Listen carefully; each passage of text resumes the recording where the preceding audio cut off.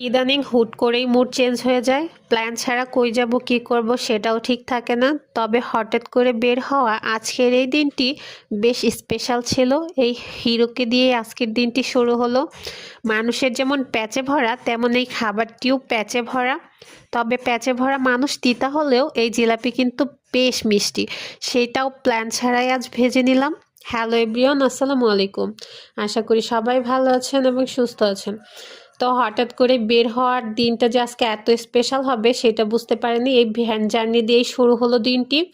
ভ্যানে ওঠার পরে হালকা ওয়েদারে মিষ্টি মিষ্টি, যেমন হালকা ঠান্ডা, হালকা বাতাস, তার মধ্যে হালকা রোদ, পরিবেশটা বেশ মনোমুগ্ধকর।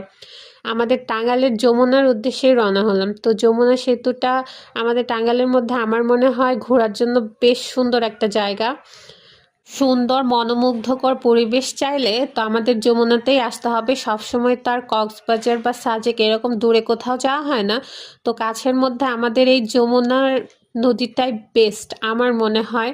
সুন্দর একটা চারপাশের প্রকৃতি। আমি এখানে ছাগল টানাটার সাথে বেশ দুষ্টুমি করতেছি, মজা করতেছি। আমার বেশ ভালো লাগতেছে আসার পরে।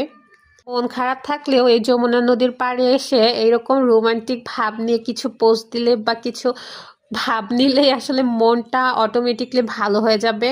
আমার মনটাও খুব একটা ভালো ছিল না। এখানে এসে আমরা একটু রোমান্টিক ভাব নেওয়ার চেষ্টা করতেছি, একটু ফিল নেওয়ার চেষ্টা করতেছি। বেশ ভালো লাগতেছে, মুড অটোমেটিক চেঞ্জ হয়ে গেছে ওয়েদারের সাথে সাথে। যমুনা নদীর সৌন্দর্যটা এক এক সময় এক এক রূপান্তরিত হয়। যেমন পানি এলে সেটার একরকম সৌন্দর্য, আবার চর জাগলে সেটার আরেক রকম সৌন্দর্য। তো সৌন্দর্য উপভোগ করতে করতে এই ঝাল ঝাল চানাচুরটা খেতেছি আর ঝালে লাফাইতেছি। এতটা মজা ছিল, তেমন ঝালও ছিল। এখানে দূরের থেকে অনেক পিকনিক আসে, যেমন স্কুল মাদ্রাসা সব জায়গা থেকে এখানে পিকনিকে আসে।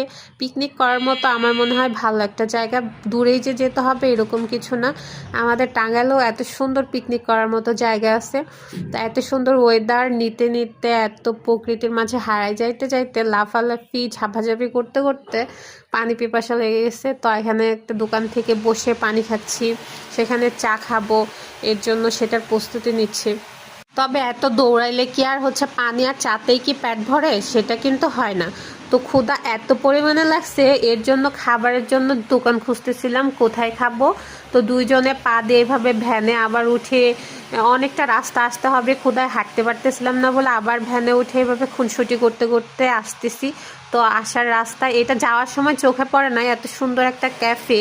তবে সন্ধ্যা হওয়ার পরে এই ক্যাফেটা হচ্ছে চোখে পড়লো, এত সুন্দর। আমার মনে হয় এখানে ছবি উঠলে মানে নাক